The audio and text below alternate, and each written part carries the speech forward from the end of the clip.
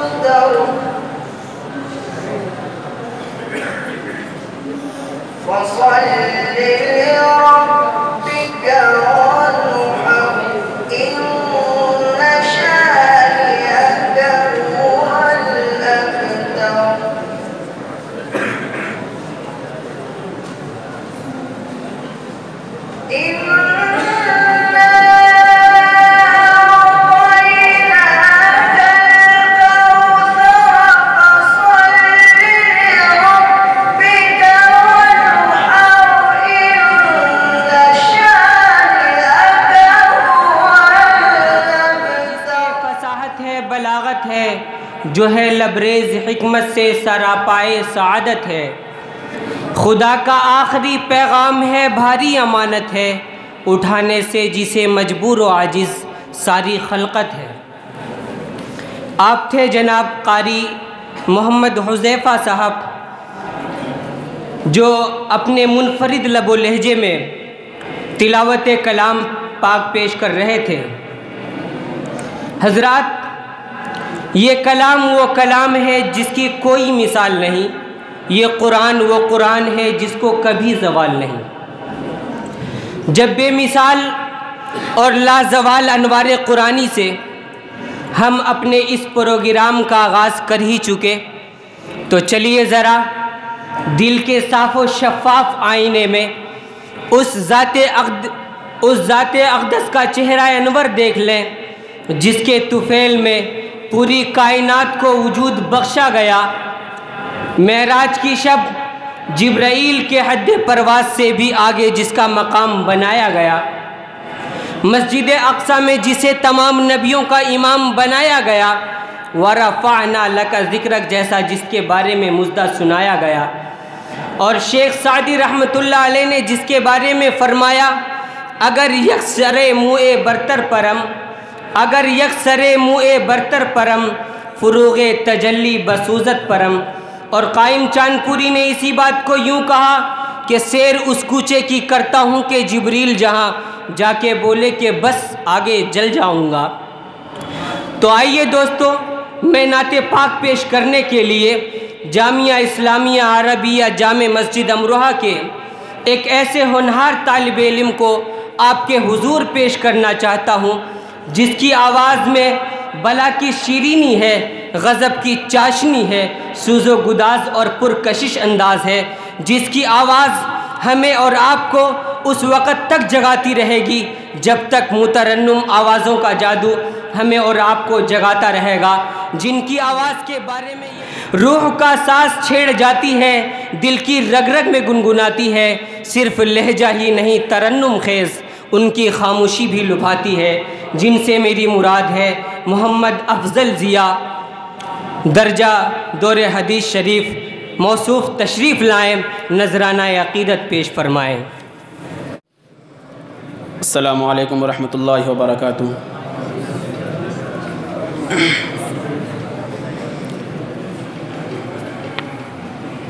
نعت پاک سے پہلے چند اشعار آپ کے سماعتوں کے حوالے کرتا ہوں، ملاحظہ کریں۔ شعر اچھا لگے، پیارا لگے، دعاؤں سے نواز دیجیے گا، بالخصوص اساتذہ کرام کے توجہ کے طالب۔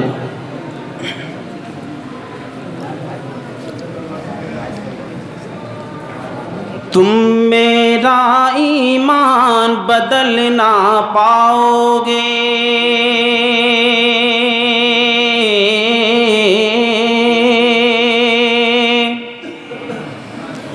تم میرا ایمان بدل نہ پاؤ گے، تم میرا ایمان بدل نہ پاؤ گے،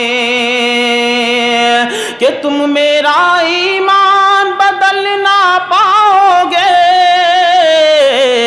اسلامی پہچان بدل نہ پاؤ گے، اسلامی پہچان بدل نہ پاؤ گے، اور لاکھ بدل دو دنیا کی ہر ایک کتاب،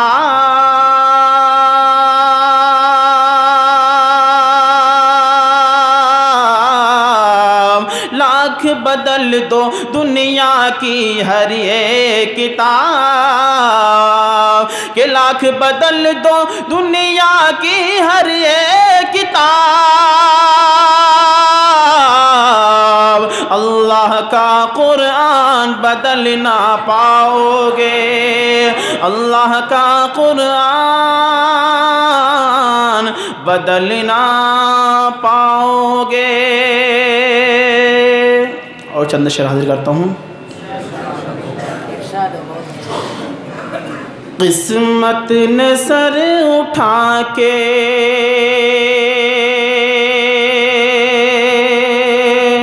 مسلمانوں کا عروج دیکھیے گا، قسمت نے سر اٹھا کے اتارا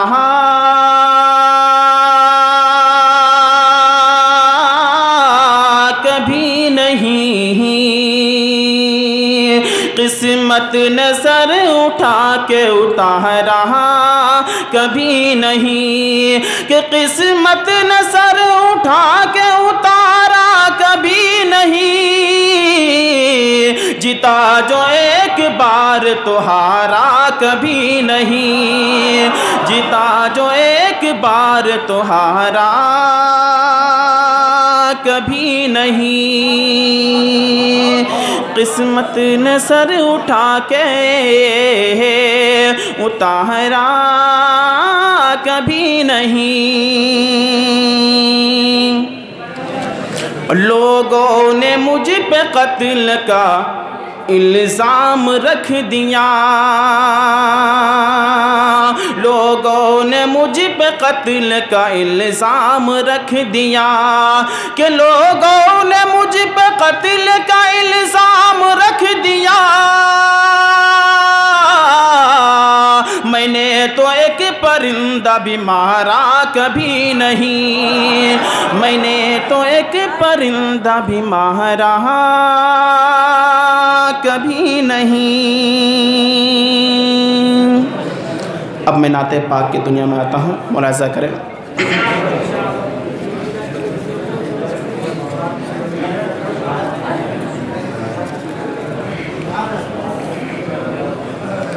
روشنی کا محور ہے آمنہ تیرے گھر میں، آمنہ تیرے گھر میں، روشنی کا محور ہے آمنہ تیرے گھر میں، کہ روشنی کا محور ہے آمنہ تیرے گھر میں، آمنہ تیرے گھر میں، نور کا سمندر ہے، نور کا سمندر ہے آمنہ تیرے گھر میں، نور کا سمندر ہے آمنہ تیرے گھر میں۔ اور خوشبو جس کی مہکے گی ایک دن دو عالم میں، ایک دن دو عالم میں، کہ خوشبو جس کی مہکے گی،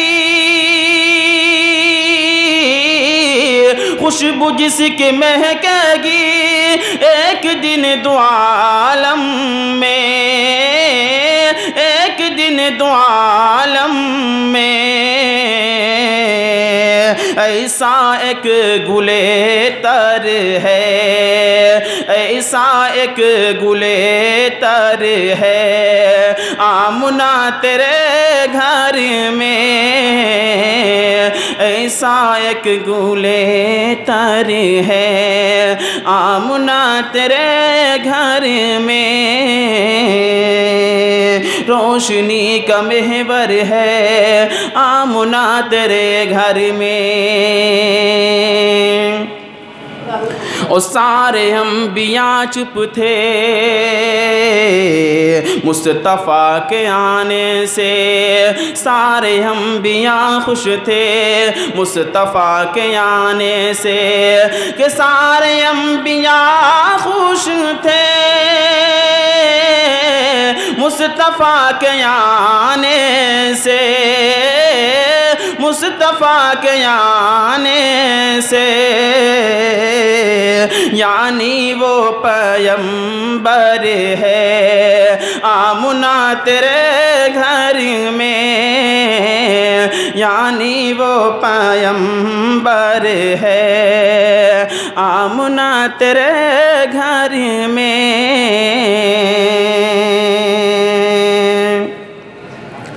اور چند شعر نعت پاک پڑھ کے جگہ لیتا ہوں میں۔ شہر نبی میں ہر سو رحمت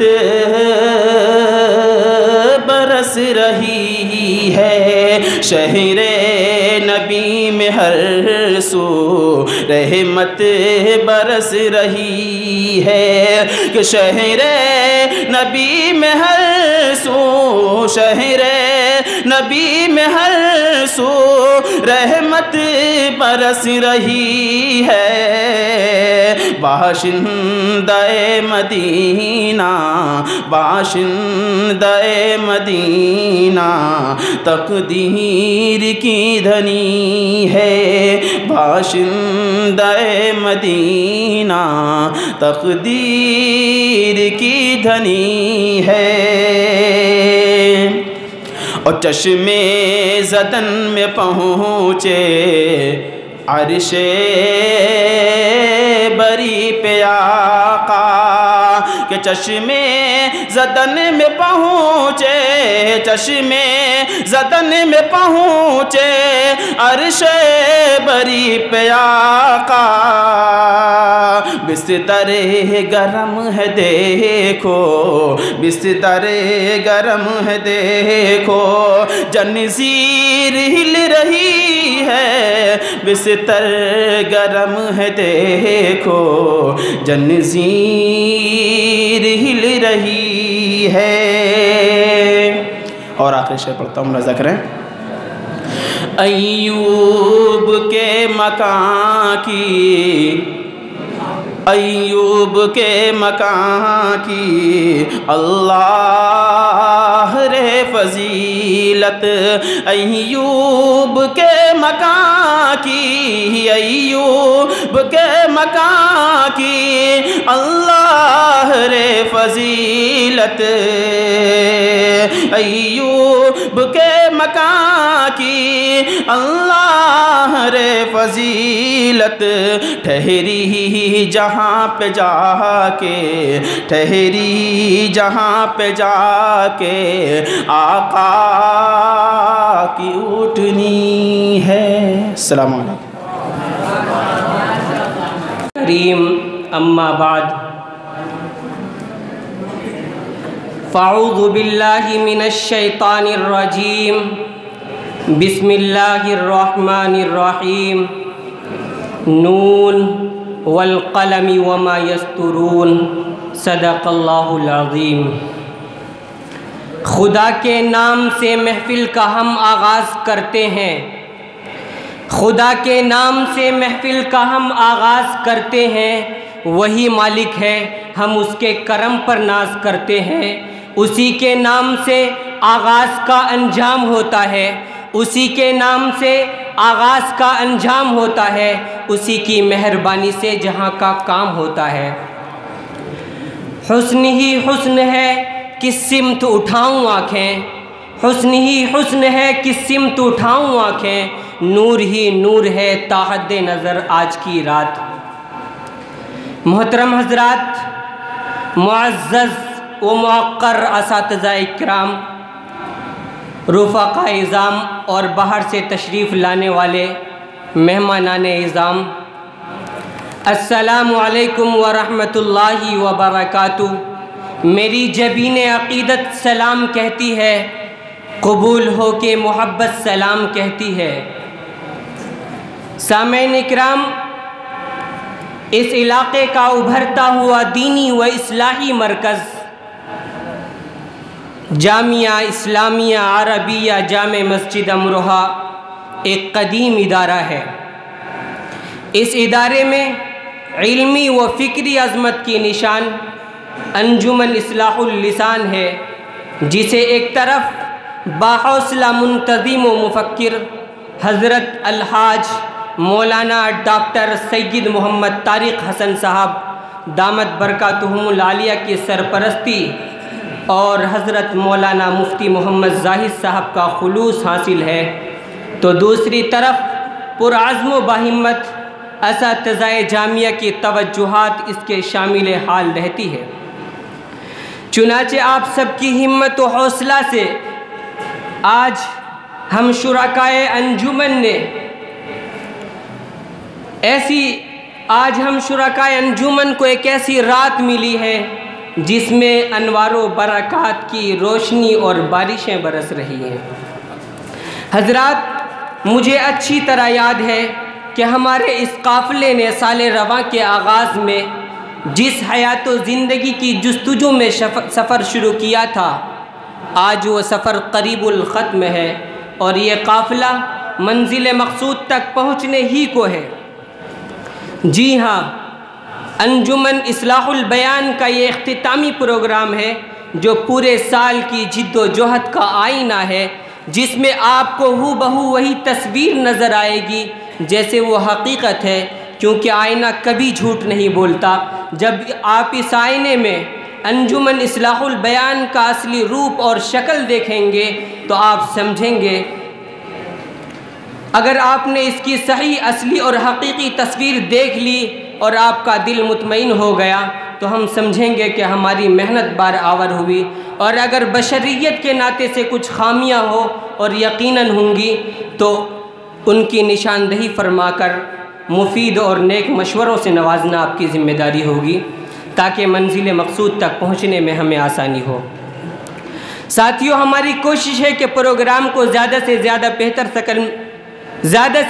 بہتر شکل میں پیش کریں اور اختصار کو بھی ملحوظ رکھیں، مگر اس کے لیے ہمیں آپ کے تعاون کی ضرورت ہے، آپ کی متانت و سنجیدگی کی ضرورت ہے۔ لہٰذا نہایت ہی مؤدبانہ اور مخلصانہ انداز میں ہم آپ سے التماس کرتے ہیں کہ اطمینان قلبی اور دل جمعی کے ساتھ از اول تا آخر آپ ہمارے ہم رکاب رہیں اور ماحول کو پرسکون اور سنجیدہ بنا رکھیں۔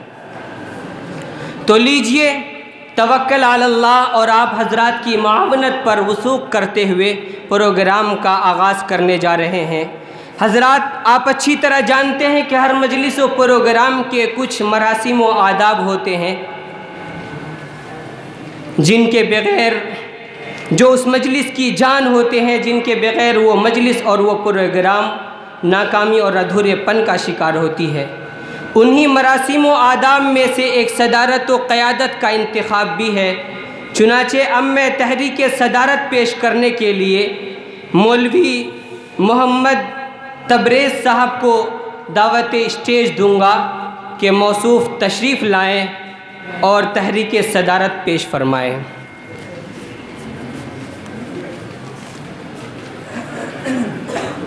السلام علیکم ورحمۃ اللہ وبرکاتہ۔ نحمدہ ونصلی علی رسولہ الکریم، اما بعد۔ عشق و جنون کی راہ میں رہبر کی جستجو، عشق و جنون کی راہ میں رہبر کی جستجو، جائز نہیں ہے کہ عقل بھی رہبر بنے وہاں، پر زندگی کی راہ میں جب بھی اٹھے قدم، لازم ہے ڈھونڈ لو کوئی میر سفر وہاں۔ قابل قدر حضرات اساتذہ کرام، معزز اور معظم مہمانان اعظام اور عزیز رفقائے انجمن، سب سے پہلے ہم بارگاہ خداوندی میں حمد و ثنا کے پھول نچھاور کرتے ہیں کہ جس نے انسان کو اشرف المخلوقات بنایا، پھر اس کو معلم یعلم کی تعلیم سے آراستہ کیا اور ہمیں یہ قیمتی لمحات عطا فرمایا۔ یہ گھڑیاں جو اس وقت ہمارے مابین جاری ہے، یہ نہایت مسعود و مبارک اور فرحت و شادمانی ہے۔ اللہ تعالیٰ نے ہمیں بے بہا دولتوں سے نوازا۔ اللہ تعالیٰ ہمارے اس پروگرام کو کامرانی و سرفرازی سے ہمکنار عطا فرمائے۔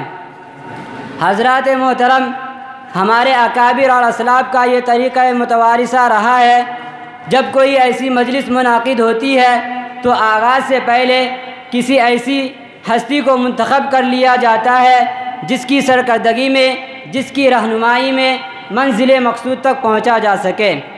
چنانچہ ہم اپنے اکابر کی اس سنت پر عمل کرتے ہوئے ہم بھی ایک ایسی ذات کا انتخاب کرتے ہیں جو فکر و دانائی، فہم و تدبر، فراست و ذکاوت، علم و حلم، زہد و تقوی اور للہیت کے حسین مرجع اور حقیقی سنگم ہے۔ میری مراد اس سے حضرت مولانا و مفتی عبدالرزاق صاحب دامت برکاتہم العالیہ ہیں۔ میں اس امید کے ساتھ حضرت کا نام نامی پیش کرتا ہوں کہ اہل بزم کی جانب سے تائید و توثیق کی جائے گی۔ فقط والسلام۔ سرشار ہو کر نعتیہ کلام پیش فرما رہے تھے۔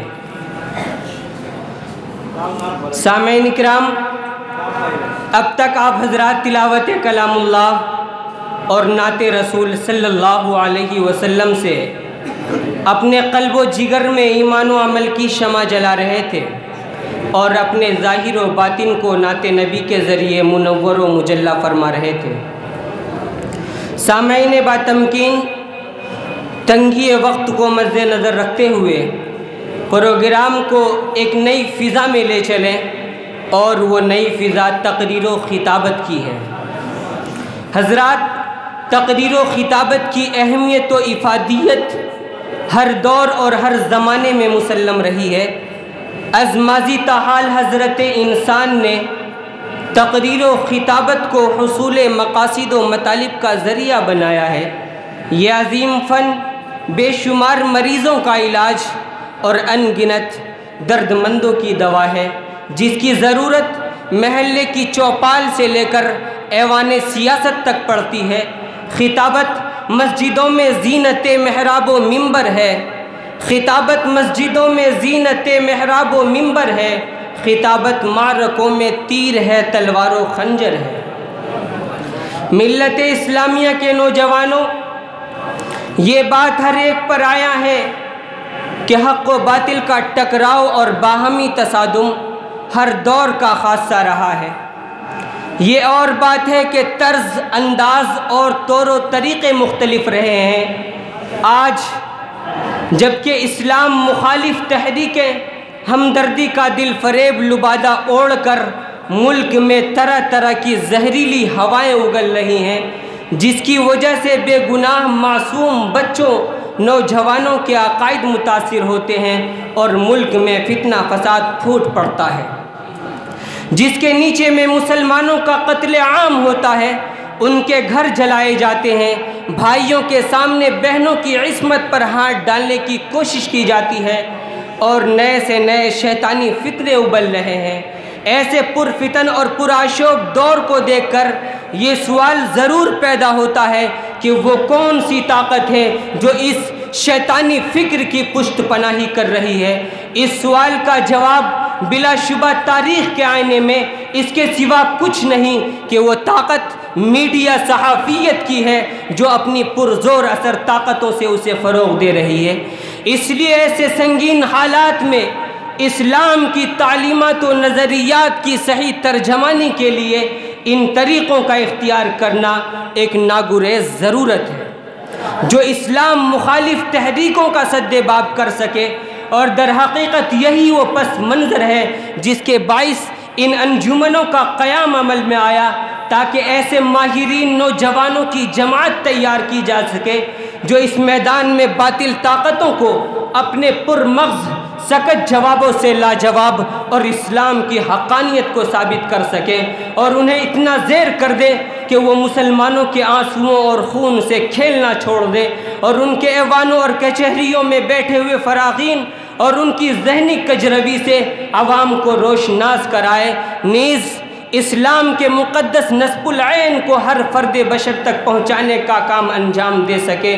چنانچہ آپ کی نگاہوں کے سامنے آپ کا یہ محبوب انجمن اصلاح البیان بھی اسی سلسلے کی ایک کڑی ہے، جس کی بنیاد انہی بیہودہ خیالات و تصورات کو خطابت کی سحر انگیزی سے بدلنے اور حالات کو سازگار بنانے کے لیے رکھی گئی ہے، اور بحمد اللہ آج اپنے مقصد میں 100% کامیاب ہے۔ اب میں آپ حضرات کے سامنے ایک ایسے ہی مقرر کو دعوت سخن دینے جا رہا ہوں جن سے میری مراد ہے۔ جن کی صدارت دی تھی حضرت تشریف، ان کے بعد حضرت مولانا 2 منٹ بولیے گا۔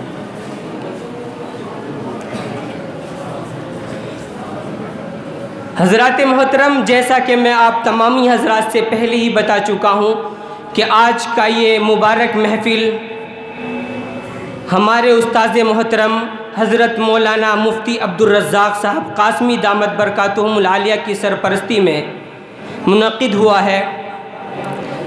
حضرت اسٹیج پر تشریف لے آئے ہیں۔ اب میں آپ حضرات کے سامنے ایک ایسے ہی مقرر کو دعوت سخن دینے جا رہا ہوں جن سے میری مراد ہے مولوی محمد حسین۔ موصوف کو میں ان 4 مصروں کے ساتھ دعوت اسٹیج دوں گا کہ دل بدل سکتے ہیں، جذبات بدل سکتے ہیں، دل بدل سکتے ہیں، جذبات بدل سکتے ہیں، ملک کے فکر و خیالات بدل سکتے ہیں، دور موجود کے دن رات بدل سکتے ہیں، تم بدل جاؤ تو یارو حالات بدل سکتے ہیں۔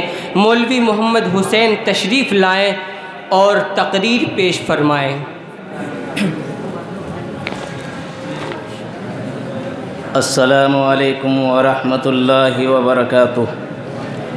نحمده ونصلی علی رسولہ الکریم، اما بعد، اعوذ باللہ من الشیطان الرجیم، بسم اللہ الرحمن الرحیم۔ لو انزلنا هذا القرآن على جبل لرأيته خاشعا متصدعا من خشیۃ اللہ۔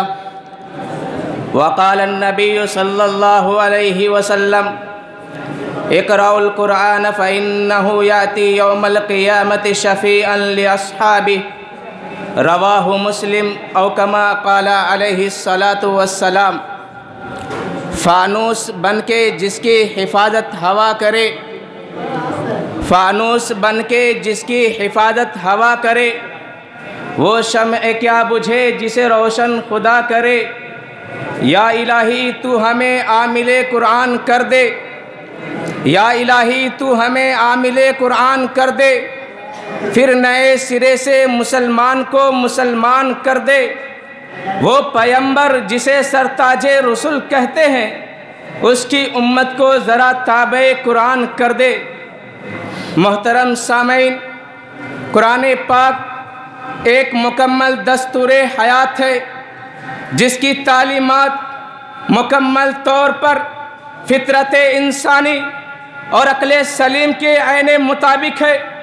قرآن کریم حق و باطل کی کسوٹی ہے۔ قرآن کریم کی تعلیمات سے عرب قوم ایسی طاقتور ہو گئی کہ جس کے سامنے قیصر و کسریٰ، روم فارس سب سرنگو ہو گئے، اور کیوں نہ ہوتے؟ یحکم الحاکمین کا کلام ہے، سلطان السلاطین کا فرمان ہے، سطوت و جبروت والے بادشاہ کا قانون ہے، جس کی ہمسری جس کی برابری آج تک نہ کسی بڑے سے بڑے آدمی سے ہوئی ہے اور نہ ہی صبح قیامت تک ہو سکتی ہے۔ اسی طرح کسی انسان کا کلام اللہ کے کلام کا بھی مقابلہ نہیں کر سکتا۔ فرمایا میرے آقا نبی پاک صلی اللہ علیہ وسلم نے فضل کلام اللہ علی سائر الکلام کفضل اللہ علی سائر خلقہ۔ یہی تو وجہ تھی کہ حضرت اکرمہ قرآن پاک کو تلاوت کے لیے کھولتے تھے تو بے ہوش ہو کر گر جایا کرتے تھے اور ان کی زبان پر یہ کلمات جاری ہو جایا کرتے تھے، ہذا کلام ربی، ہذا کلام ربی، یہ میرے رب کا کلام ہے، یہ میرے رب کا کلام ہے، میں اس کو اپنی زبان سے کیسے ادا کر سکتا ہوں؟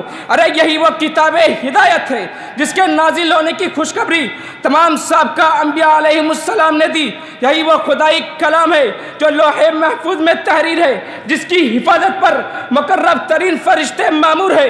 یہی وہ آسمانی دستور حیات ہے جو کبھی مٹایا نہیں جا سکتا۔ یہی وہ قرآن ہے جس کو سن کر عمر فاروق جیسے سنگ دل ایمان لانے پر مجبور ہو گئے۔ ہاں یہی وہ قرآن ہے جس کی حفاظت کا وعدہ خود اللہ نے لیا ہے۔ فرمایا اِنَّا نَحْنُ نَزَّلْنَا الذِّكْرَ وَإِنَّا لَهُ لَحَافِظُونَ۔ یہی تو وجہ ہے کہ ہر زمانے میں قرآن کریم کو ختم کرنے والے اندھے پیدا ہوتے رہے، اور آج کے دور میں بھی چند ایسے اندھے ہیں جو قرآنی اور اسلامی تعلیمات کو ختم کرنے کے در پہ ہے، لیکن ان پاگلوں کو پتہ نہیں کہ ہندوستان میں جب انگریز آیا تقریباً 3 لاکھ قرآن پاک کے نسخے جلا دیے، نظر آتش کر دیے گئے، نہ جانے کتنے علماء اور حفاظ کو پھانسی پر لٹکایا گیا۔ ان سب کے باوجود انگریزوں کو کتوں کی طرح بھاگنا پڑا۔ ارے یہی وہ قرآن ہے جو تحریف سے پاک ہے، شکوک و شبہات کی اس میں کوئی گنجائش نہیں۔ خالق دو جہاں نے شروع ہی میں فرما دیا ذالک الکتاب لا ریب فیہ، یہ ایک ایسی کتاب ہے جس میں کوئی شک و شبہ نہیں۔ دوستو قرآن پاک اللہ کی وہ عظیم امانت ہے جس کو اللہ نے آسمانوں پر پیش کیا وہ لرز گئے، زمینوں پر پیش کیا وہ کانپ گئی، اگر پہاڑوں پر پیش کیا جاتا تو مارے خوف و دہشت کے چیخنے لگتے۔ خود قرآن نے اس کا نقشہ کھینچا ہے اِنَّا عَرَضْنَا الْأَمَانَةَ عَلَى السَّمَاوَاتِ وَالْأَرْضِ وَالْجِبَالِ فَأَبَيْنَ أَن يَحْمِلْنَا وَأَشْفَقْنَ مِنْهَا وَحَمَلَهَا الْإِنسَانُ کہ اللہ تبارک و تعالیٰ فرماتے ہیں ہم نے اس قرآن کو زمین و آسمان اور پہاڑوں پر پیش کیا تو انہوں نے اس کے اٹھانے سے انکار کر دیا، ڈر گئے، کانپنے لگے، لیکن انسان نے اس امانت کو اٹھا لیا۔ آسمان و زمین اس کے وزن کو اٹھاتے بھی کیسے؟ قرآن پاک کے وزن کو دیکھو۔ اللہ نے آپ علیہ السلام کی مقصد بعثت کو بیان کرتے ہوئے فرمایا وَيُعَلِّمُهُمُ الْكِتَابَ وَالْحِکْمَةَ کہ رسول پاک صلی اللہ علیہ وسلم لوگوں کو علم و حکمت کی باتیں سکھاتے ہیں۔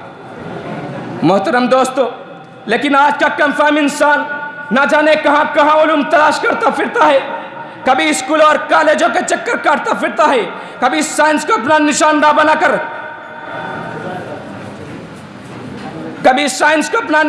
بنا کر منزل مقصود کا پتہ معلوم کرتا ہے، کبھی ناول اور افسانوں میں غوطہ زنی کر کے علوم حاصل کرنا چاہتا ہے، جبکہ قرآن عظیم نے آج سے 1400 سال قبل علوم کے سمندر کو کوزے میں بند کر کے پیش کر دیا تھا۔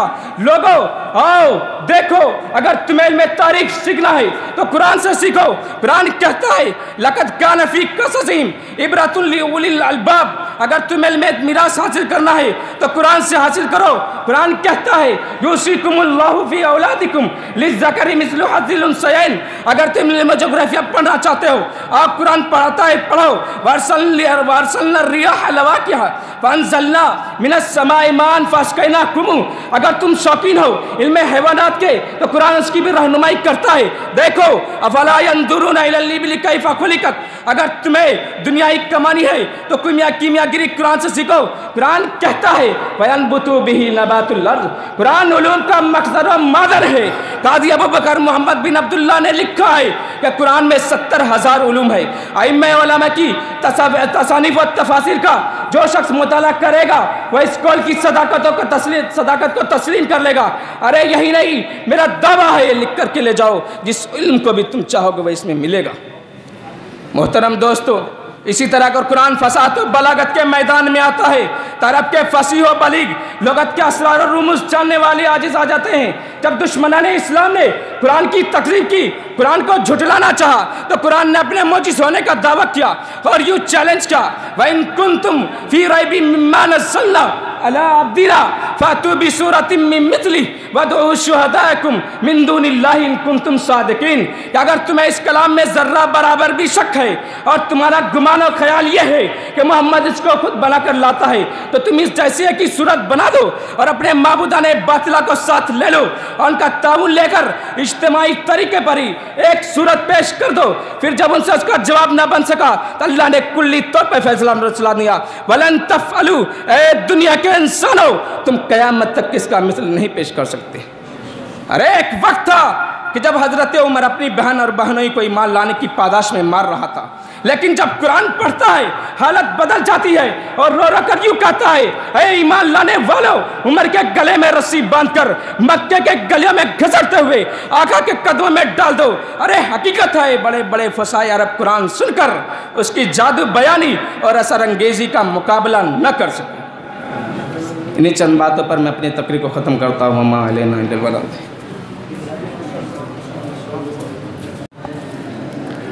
حضرات محترم، آپ تھے مولوی محمد حسین سلمہ، جو نہایت ہی فصیح و بلیغ انداز میں بڑی قیمتی اور مفید باتیں بیان فرما رہے تھے۔ اللہ پاک ہم کو ان پر عمل کی توفیق عطا فرمائے، آمین۔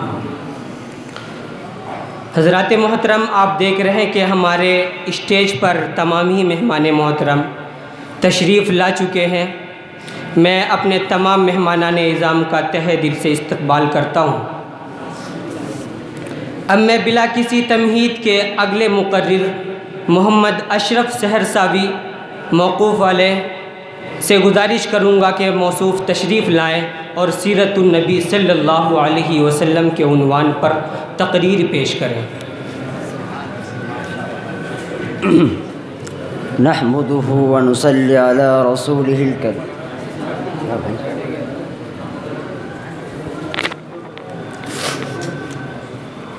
نحمده ونصلي على رسوله الكريم، أما بعد،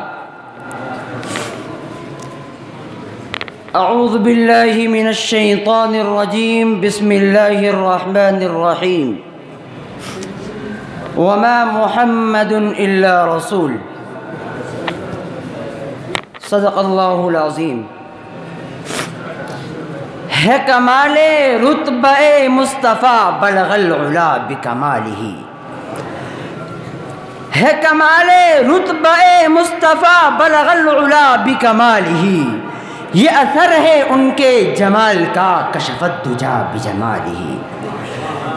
کسی ایک ادا کی تو بات کیا حسنت جمیع خصالہ، کسی ایک ادا کی تو بات کیا حسنت جمیع خصالہ، وہ خدا کا جس نے پتا دیا صلو علیہ وآلہ۔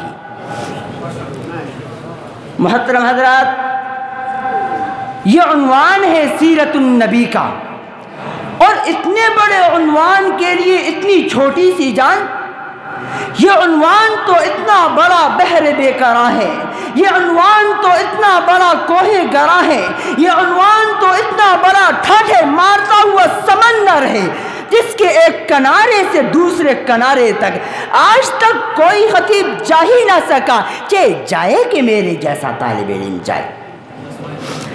کسی کی زبان میں اتنی ہمت و وسعت نہیں کہ نبی کی شان کما حق بیان کر سکے، لیکن جہاں تک بات ہے پیغمبر کی شان کی، جہاں تک بات ہے پیغمبر کی عظمت کی، تو میں اس کے لیے اتنا کہتا ہوں، جب میں پیغمبر کی سیرت کی کتاب کو کھولتا ہوں، جب میں پیغمبر کی مدح سرائی کی ہیڈ لائن کو دیکھتا ہوں، تو یہ کہنے پر مجبور ہو جاتا ہوں کہ اس پیغمبر کی شان کی ابتدا کہاں سے کروں، کیونکہ اول میں وما خلق اللہ نوری وکنت نبیا وآدم بین الماء والطین میں مجھے اس پیغمبر کی شان جھلکتی ہوئی نظر آتی ہے، میں اس سے ایک قدم اور آگے چلتا ہوں، عالم دنیا میں پہنچتا ہوں، عالم دنیا کے ہر منبر و محراب میں مجھے اس پیغمبر کی شان جھلکتی ہوئی نظر آتی ہے، میں اس سے ایک قدم اور آگے چلتا ہوں، عالم ارواح میں پہنچتا ہوں، عالم ارواح میں مجھے اس پیغمبر کی شان جھلکتی نظر آتی ہے میں اس سے ایک قدم اور آگے چلتا ہوں، تیرے جنت میں پہنچتا ہوں، جنت کی دہلیز کی پیشانی کو دیکھتا ہوں، جنت کی دہلیز کی پیشانی پر مجھے اس پیغمبر کی شان جھلکتی نظر آتی ہے، میں اس سے ایک قدم اور آگے چلتا ہوں، جنت کے اندر گھس جاتا ہوں، جنت کے نظارہ دیکھتا ہوں، جنت کے درختوں کے پتوں کو دیکھتا ہوں، جنت کے پھولوں کی پتیوں کو دیکھتا ہوں، میں جہاں جہاں دیکھتا ہوں مجھے یا تو ذکر خدا ملتا ہے یا ذکر مصطفیٰ ملتا ہے۔ دوستوں، بات ہے پیغمبر کی شان کی، بات ہے پیغمبر کے مقام کی۔ آج کچھ لوگ بیچارے عقل کے اندھے، احمق، اریل، وہ لوگ جن کو عشق سے واسطہ ہی نہ پڑا، گٹر ہضم پتھر ہضم، صرف کھانے اور پینے کا چکر، وہ آ کر علماء دیوبند پر فتویٰ لگاتے ہیں، جناب یہ تو نبی کو مانتے ہی نہیں، یہ تو نبی کو اپنا جیسا کہتے ہیں۔ او عقل کے اندھے، احمق، تو آ علماء دیوبند کا عقیدہ سن۔ علماء دیوبند کی موجودگی میں کہتا ہوں، علماء دیوبند کا عقیدہ ہے، کون کہتا ہے نبی میرے تیرے جیسا؟ یہ ہو ہی نہیں سکتا۔ جو نبی کو اپنا بھائی کہے وہ ابو جہل سے بڑا کافر ہے۔ نبی میرے تیرے جیسا یہ ہو ہی نہیں سکتا۔ تو اور میں پیدا ہو تو پیدائش کے وقت دائی کی ضرورت پڑے، میرا نبی جب پیدا ہو تو پیدائش کے وقت دائی کی ضرورت نہ پڑے۔ تو اور میں پیدا ہو تو پیدائش کے وقت حضرت آمنہ کو، تو اور میں پیدا ہو تو پیدائش کے وقت اماں کو درد زہ پڑے۔ میرا نبی جب پیدا ہو تو پیدائش کے وقت حضرت آمنہ کو درد زہ نہ پڑے۔ تو اور میں سوئے خواب دیکھے، خواب جھوٹا ہو جائے، میرا نبی سوئے خواب دیکھے، خواب بھی اللہ کا وحی بن جائے۔ تو اور میں انگلی کا اشارہ کرے، لوگ کہتے ہیں انگلی کاٹ دی جائے گی، ہاتھ کاٹ دیا جائے گا، میرا نبی انگلی کا اشارہ کرے، ابو جہل کی مٹھی میں بند کنکر بھی کلمہ پڑھنے پر مجبور ہو جائے۔ نبی میرے تیرے جیسا یہ ہو ہی نہیں سکتا، ایسے خدا جیسا نہیں۔ خدا اور ہے، مصطفیٰ اور ہے، وہ رب العالمین ہے، یہ رحمت للعالمین ہے، وہ بھی اکیلا، یہ بھی اکیلا، وہ بھی تنہا، یہ بھی تنہا، وہ بھی منفرد، یہ بھی منفرد، وہ بھی لا شریک، یہ بھی لا شریک۔ اس پر خدا کی خدائی ختم تو اس پر مصطفیٰ کی مصطفیٰ ختم۔ وما علینا الا البلاغ۔ حضرات محترم، موصوف بہت ہی اچھے انداز میں تقریر پیش کر رہے تھے۔ اس تقریر کی تمہید میں میں صرف اتنا کہوں گا کہ بے زبانوں کی بخشی زباں اپنے، بے زبانوں کی بخشی زباں اپنے، سنگریزوں نے کلمہ پڑھا آپ کا، مرحبا مرحبا مرتبہ آپ کا، عرش اعظم پہ ہے نقش پا آپ کا۔ سامعین اکرام، اب میں بلا کسی تمہید کے اگلے مقرر محمد زاہد سلمہ کو دعوت اسٹیج دوں گا کہ موصوف ڈائز پر تشریف لائیں اور حقوق والدین کے موضوع پر تقریر پیش کریں۔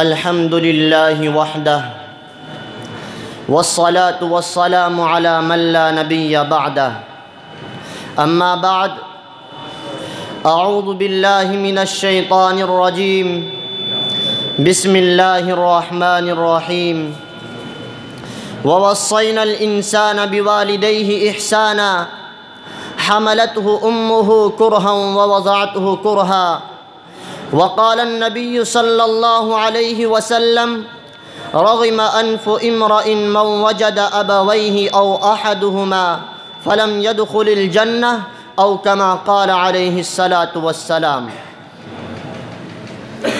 صدر محترم، اسٹیج پر رونق افروز معقر اساتذہ اکرام، جامعہ اسلامیہ جامع مسجد امروہہ کے ہونہار طالب علم بھائیوں، آج امت مرحومہ جن پریشانیوں اور مشکلات سے دوچار ہے، ان میں سے ایک والدین کی حق تلفی بھی ہے۔ آج ہر ملک، ہر شہر، ہر قبیلہ و خاندان سے والدین کی حق تلفی کی صدائیں بلند ہو رہی ہے۔ مظلوم والدین کے درد و دکھ کی داستانیں سن کر رونگٹے کھڑے ہو جاتے ہیں اور جسم پر کپ کپی طاری ہو جاتی ہے۔ کہیں والدین کو ستایا جا رہا ہے تو کوئی ان دونوں کی شفقت و محبت کو ٹھکرا رہا ہے۔ دانشوران قوم اگر اولاد والدین کے کرم و احسانات کو دل سے یاد کرے، ان کا تصور کرے، تو معلوم ہوگا کہ ان کے احسانات کا بدلہ کوئی اولاد ادا نہیں کر سکتی۔ انہوں نے کتنی تکلیفیں اٹھائی، کن کن مشکلات سے دوچار ہونا پڑا، کیسی صعوبتیں برداشت کرنی پڑی، ان کا تصور کوئی صاحب اولاد ہی کر سکتا ہے۔ لیکن آج اولاد اتنی بے غیرت ہو چکی ہے کہ ان کی کچھ بھی پرواہ نہیں کرتی۔ دوستو، ایک نوجوان کا واقعہ ہے کہ کسی ملک میں ایک نوجوان کو کسی حسینہ سے عشق ہو گیا اور وہ نوجوان معشوقہ کی محبت میں ایسا مبتلا ہوا کہ اس کے خاطر اپنی ماں کو بھی قربان کرنے پر مجبور ہو گیا۔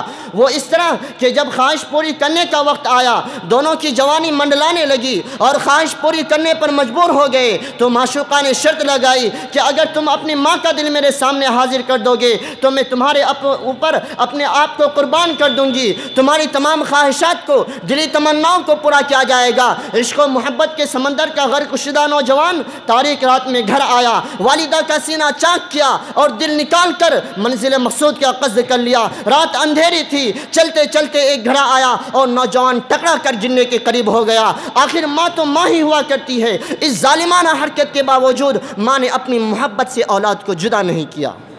اللہ اکبر! ماں کو اپنی اولاد سے اتنی محبت ہوتی ہے۔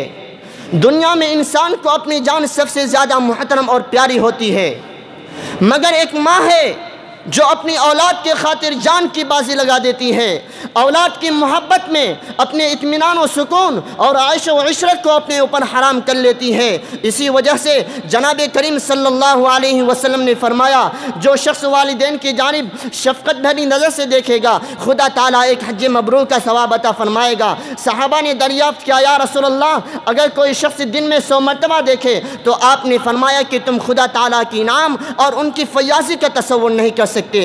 آپ اندازہ لگائیے، جب ایک نظر سے حج مقبول کا ثواب ملتا ہے تو جو شخص رات دن والدین کی خدمت میں منہمک رہتے ہیں، اس کا مقام عند اللہ کتنا بلند ہوگا۔ صحابہ نے دریافت کیا، یا رسول اللہ، میرے حسن سلوک کے حقدار کون ہیں؟ آپ نے 3 مرتبہ فرمایا تمہاری ماں، اس کے بعد فرمایا تمہارے باپ۔ اللہ کے رسول صلی اللہ علیہ وسلم نے یہ فیصلہ کر دیا کہ والدین کی رضا خدا کی رضا ہوتی ہے اور والدین کی ناراضگی خدا کے غضب و غضب کا باعث ہوتی ہے۔ جنہوں نے اپنے والدین کو راضی کر لیا، دنیا و آخرت میں کامیابی اس کے قدم چومنے پر مجبور ہو جاتی ہے۔